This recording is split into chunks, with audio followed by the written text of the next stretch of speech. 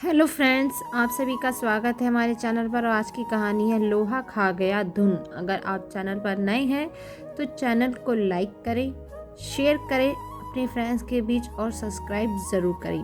अगर ये कहानी पसंद आती है तो हमें लाइक ज़रूर कीजिएगा। तो चलिए शुरू करते हैं आज की कहानी।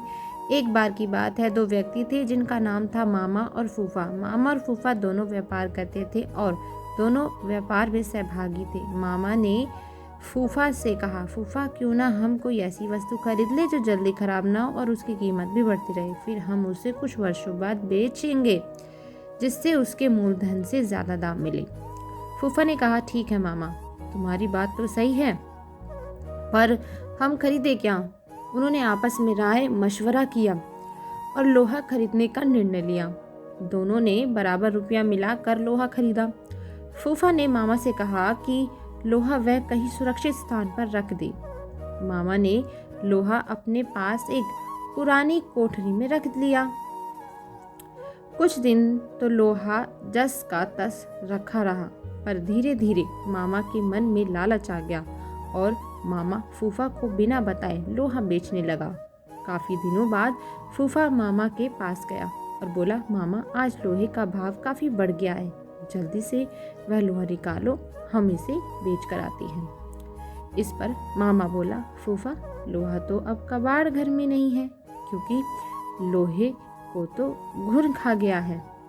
फूफा समझ गया कि मामा उसके साथ धोखा कर रहा है और उसे बिना बताए सारा का सारा लोहा बेच दिया है। फूफा को क्रोध तो बहुत आया, पर वह बिना कुछ कहे सुने वहां से चला गया।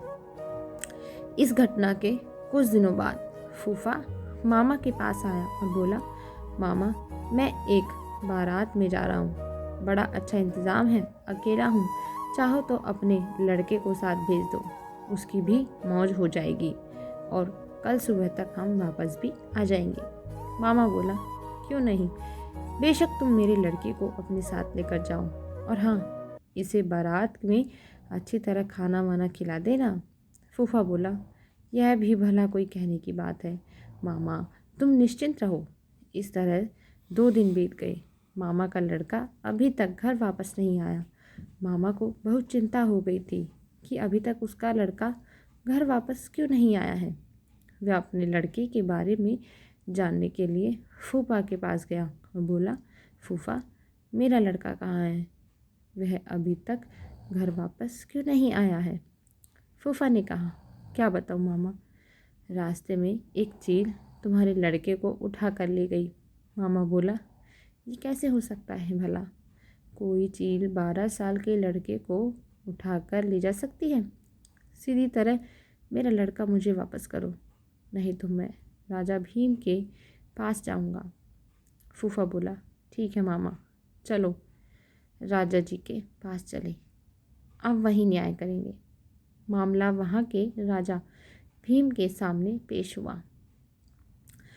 राजा भीम ने सारी बात सुनी और आश्चर्यचकित होते हुए फूफा से कहा, देखो फूफा तुम झूठ बोल रहे हो, भला कोई चील 12 वर्ष के लड़के को उठाकर अपने पंजों से आसमान में कैसे ले जा सकती है।